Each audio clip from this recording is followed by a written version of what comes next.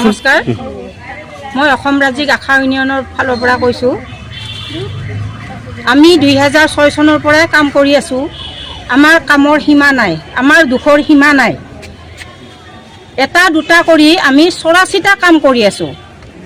আমি ৰাতি কেইটা বজাত ওলাই আহিব লাগে সেইটো আমাৰ ঠিকনা নাই। 2টা, 1টা, 3টা, 4টা আমি পেচেণ্ট লৈ ওলাই আহোঁ। যদিহে মেডিকেলত সেই সুবিধাখিনি পোৱা নাযায় তেতিয়াহ'লে আশাগৰাকীক লৈ তেওঁলোকে প্ৰাইভেটত যাব বিচাৰে। তেতিয়া আমি কি কৰিম? আশাগৰাকীয়েতো তাৰ কাৰণে জগৰীয়া নহয়। কিন্তু মাননীয় বিধায়কগৰাকীয়ে কৈছে যে ইয়াৰে মহম্মদ চেয়াৰমেন আলী ডাঙৰীয়াই কৈছে যে আশাবিলাক দালাল কৰে। আশাবিলাক দালাল কি কৰে এই কথাখিনি তেওঁ বিচাৰ বিবেচনা নকৰাকৈ এই অপবাদটো দিয়াৰ বাবে মই এগৰাকী আশা হিচাপে গোটেই অসমৰ আশা কৰ্মীৰ গাত লাগিছে। আমি দুখিত, ক্ষোভিত। আমি কি কাম দালাল কৰি খাওঁ? য'ত নেকি মাহৰ পাৰিশ্ৰমিকটো পাব লগা আছে তাকো আমাক সময়মতে নিদিয়ে।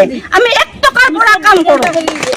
গতিকে তেওঁ এই কথাখিনি ভাবি নাচাই মাত্ৰ কৈছে যে আশাসকলে দালাল কৰে। দালাল কৰা কথাখিনি যদি তেওঁ প্ৰমাণ সহকাৰে দিব পাৰে তেতিয়াহ'লে আমি জানিম যে তেওঁ সঠিক আমাক কৈছে। আৰু যদি প্ৰমাণ কৰি দিব নোৱাৰে তেতিয়াহ'লে আমাক ৰাজহুৱাভাৱে তেওঁ ক্ষমা খুজিব লাগিব। আৰু যদি তেওঁ বিচাৰ কৰি দিব নোৱাৰে তেতিয়ালৈকে কিন্তু আমি আমাৰ আন্দোলন চলাই থাকিম, আকৌ দৃঢ়তৰ আন্দোলন গঢ়ি তুলিম। তেওঁ আমাক ৰাজহুৱাভাৱে ক্ষমা বিচাৰিব লাগিব। আচলতে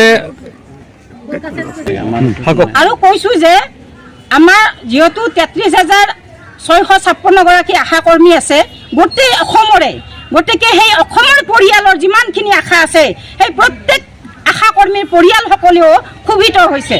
সেয়েহে গোটেই অসমৰ 3 কোটি মানুহে যদি এই কথাখিনি মানে তেওঁ গম পাইছে যে আশা কৰ্মীসকল দালাল কৰে তেতিয়াতো আমাৰ বহুত দুখ লাগিছে। কিন্তু আমিতো যদি দালাল কৰিলোঁ হয় আমি তেতিয়াহ'লে 1 টকাৰ কাৰণে আমি এনেকৈ ঘূৰি ফুৰিব নালাগে। 1 টকাৰ কামো আমি কৰিব লগা হয়। গোটেই ৰাতি 2টা, 3টা, 4টা বজালৈকে আমি পেচেণ্ট কঢ়িয়াই নিব লগা হয়। গতিকে মাননীয় মহোদয়ক আমি কৈছোঁ যে গোটেই অসম ভিত্তিক আমাৰ আশা ইউনিয়নে জাগি উঠিছে আৰু অসম ভিত্তিক তেওঁ ক্ষমা বিচাৰিব লাগিব। যদি ক্ষমা নিবিচাৰে তেতিয়াহ'লে আমাৰ আন্দোলন আকৌ দৃঢ়তৰ অৰ্থাৎ বৃহত্তৰ আন্দোলন গঢ়ি তুলিবলৈ আমি সক্ষম হ'ম। আচলতে কি আশা কৰ্মীসকলে দালালি কৰে নেকি?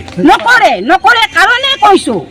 আশা কৰ্মীসকলে দালালি নকৰোঁ, আৰু যিয়ে দালালি কৰে তেওঁক আমি নিজেই শাস্তি দিম আৰু তেওঁক আশা কৰ্মীৰ পৰা আমি কৰ্তন কৰি দিয়া হ'ব। এইটো আমাৰ অসম ৰাজ্যিক আশা ইউনিয়নৰ সিদ্ধান্ত। ঠিক আছে।